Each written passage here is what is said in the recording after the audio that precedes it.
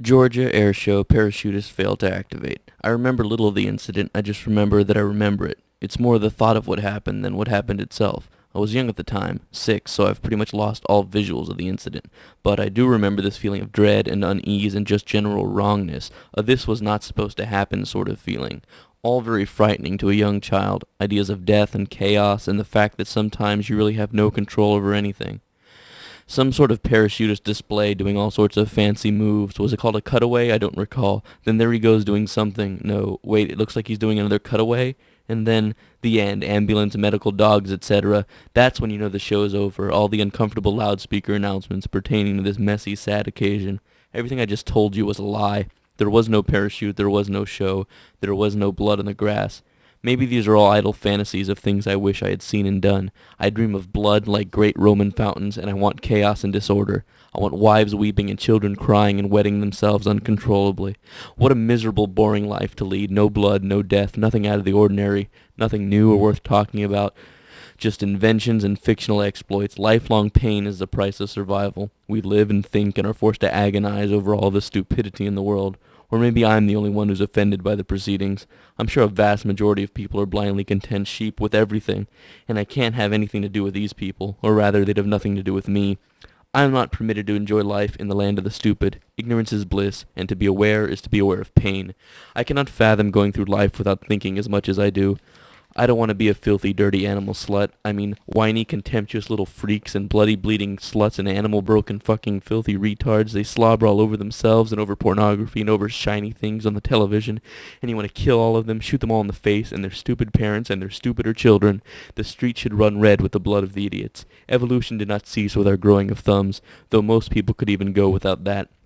Although who knows how they would switch between their survivor and their Three's Company. Someone love me so I don't doubt my worth. I don't want to feel stupid for not being stupid. I don't want to feel wrong for not jumping headlong into all the reindeer games. I am not, cannot be happy here. I need an out, but the walls have already been built.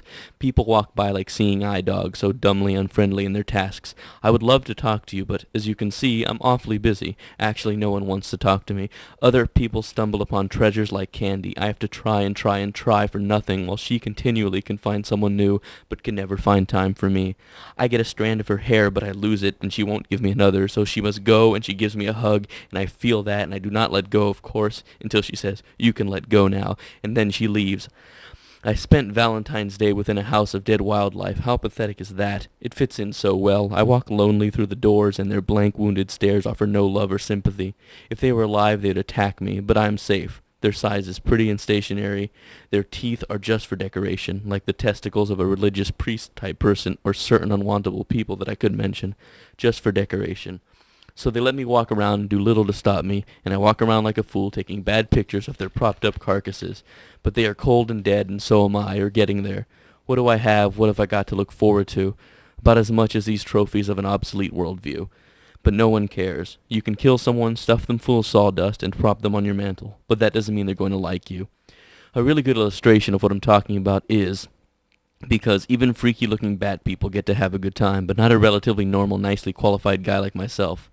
I am forced to be shunned and tagged and ridiculed and tossed aside like so much packing peanuts, all dressed up with no place to go, and so I sit and I wait, and I sit and I wait, and I stare out between these bars, and I wait for my love, and my patience is ever ready, willing, and able, and I collect dust on my unused extremities, and there is dirt and there's scattered sunlight, and my shoes wait to be walked in. Where can she be? Where can she be? She must have gone sailing away on the sea. Nothing to do, nothing to say. Where do you go when you go away? It's warm and I'm cold and the dirt sun my eyes, and I cry and I hope and I wither and begin to falter in my emotions. Time goes on with or without you, and nothing can stand forever in the face of such opposition, especially such fragile cargo as perfect crystal innocent emotion.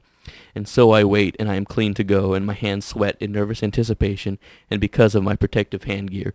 Fear of germs, of intimacy, of sluttery, of judgment, and I grow slimy in my purity as I salivate over the prospects of a Sunday's worth of propaganda, and I clench the fist and the gift and the offering of peace and of fuck, and I wait and I wonder, and my vinyl fingers clutch my filth. I am a criminal, and if only they knew. I want love and flesh and transcendence like candy. I grow fat on the unrequited confectionery of attempted reconciliation. My ass growing dirty, from the ever-trodden floor, and still I sit in my hot open solitude and wait for nothing and wish for a change, and I chew and I suck and I swallow morsel after maggot-ridden morsel, and the coconut ones make me want to puke, and the pink ones taste like I already did, and I eat until my eyes hurt, my gorge rises to just miss catching my fallen expectations. So ends another attempt at normalcy. So shunned I sit in locked against the courtship ritual of the Homo semi-sapiens. And why? I am not to be discarded, am I? Why? Where do standards enter into it? What makes me different? I grow tired of faking and trying, and chocolate smudges on my face and hair. I am so filth-ridden disease. They laugh, and they point, and they know the way home, and I melt in the rain, and I shatter in the cold, with nothing but pain and nothing to hold. Nothing fills my stupid clammy hands but the emptying box of sweets, and sweat, and thin walls of vinyl. I am still locked away, and I drip in anticipation, and this song is getting old, but I, a goddamned fool, the hopeless romantic, the freak and the folly, wait, fate, sittin', bed sore, syphilitic, festering, gaping pus, sloppy, running wound, rashy, scrapey, scaby, scaly, rotten, gangrenous, fungal, chunky evidence of my vigil, and I know not how to end this cycle, this page, this text, this pain. I am filled with candy and potential, and the clock tells me that I'm never going to amount to anything but a sore wrist and overextended forearm. But so it goes in a world of sweat and of sweets and of dirty sheets. And here it is, much like that sort of smallest room in the house shot. The sun has died and gone away, and we are left with the arching gray skies, streaked and weak and bleak and suffocating, as they infuse the earth with such moistness that one can barely step without being ankle-deep in someone else's piss. But so is the way of the world, and we are left to gargle and spit and rinse and repeat. We must be born with all of our gifts, if any. What is there that one can possess that he did not possess the day before, or the year before? There are very few new things in life, and none of those matter. They are idle wallpaper candy to fill the empty spaces in a life in evolutional inferiority. What is there? What do people look for? What is there worth breeding for? Are we not categorized and tagged at birth? What can we change? Can we be rich and beautiful, and does it matter? How does this advertising system work again? What does my ability to overlook sluttery have to do with my qualifications as a decent person? I am me, and I am always to be as such. I am of the unwarranted belief that I am not a complete waste of food. I am a worthwhile being whose mental energy contributes to a better place to grow.